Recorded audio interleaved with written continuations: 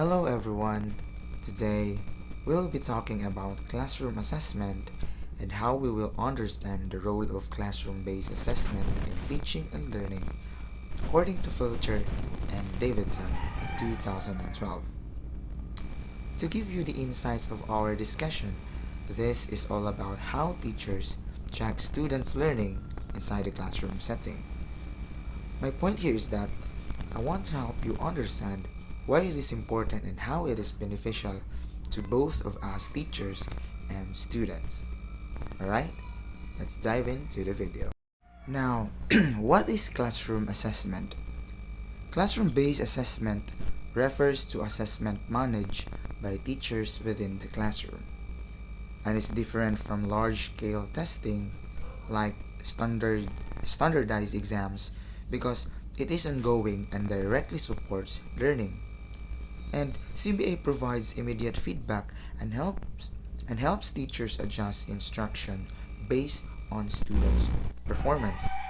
Now, and if you're wondering what is classroom assessment or CBA, it is when teachers check how students are learning during the class. Unlike big exams, CBA happens every day and helps teachers change their lessons based on what students need. And it is more than just giving grades, but rather it helps students learn more better.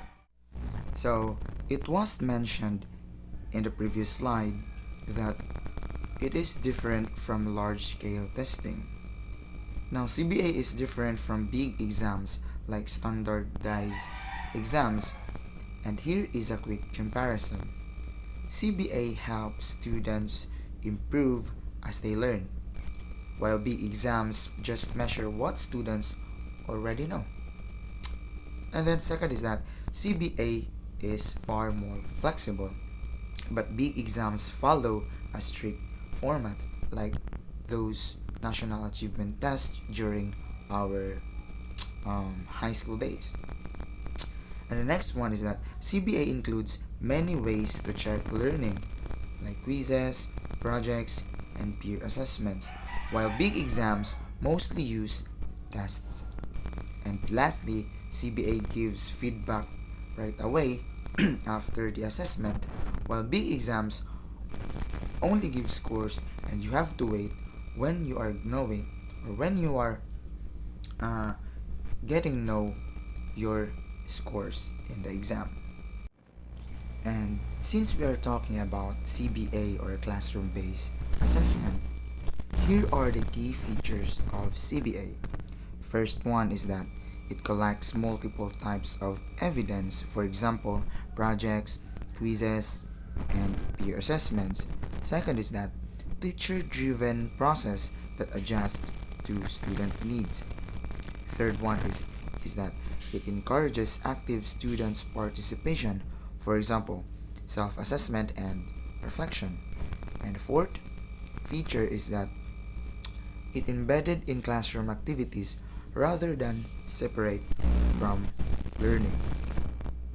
Now, in these four main features, teachers use different ways to check learning, like project and quizzes, and teachers change lessons based on what students need. And the third one is that students help assess their own learning through reflection and self-assessment. And lastly, the assessment is part of classroom activities and it is not separate from the learning. Understood? Okay, next slide. And as of now, if you're asking in your mind why is CBA important? CBA is important because it helps students understand their mistakes and they can improve themselves better. It keeps students involved in their learning, of course, and it helps teachers find out what students need to help more with them. And lastly, it makes learning personal and not just about passing the scores during the test. Now, Types of classroom assessment. There are actually three types of CBA assessment or classroom-based assessment. First one is the formative assessment. It is where teachers give feedback while students are learning. Second is that the summative assessment. This assessment this happens at the end of a lesson or unit to measure what students have learned.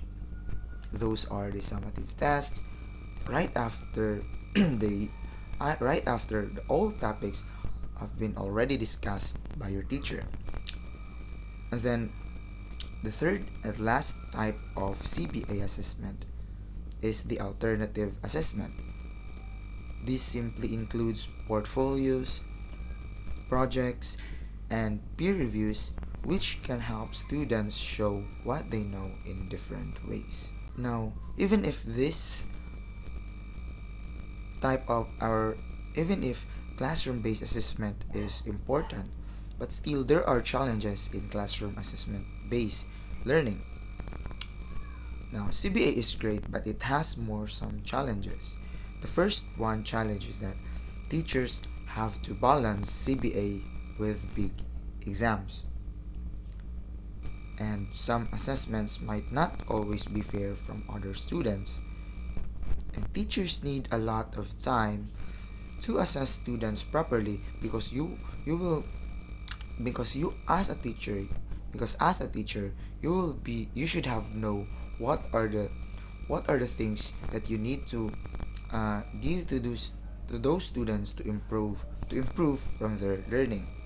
And lastly, teachers need training to improve their assessment skills because we're not just giving them the assessment without really knowing what are those assessments we have to give.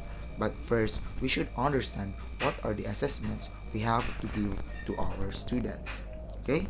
Now, to address those challenges in classroom assessment, these are the strategies to improve classroom assessment inside a classroom setting.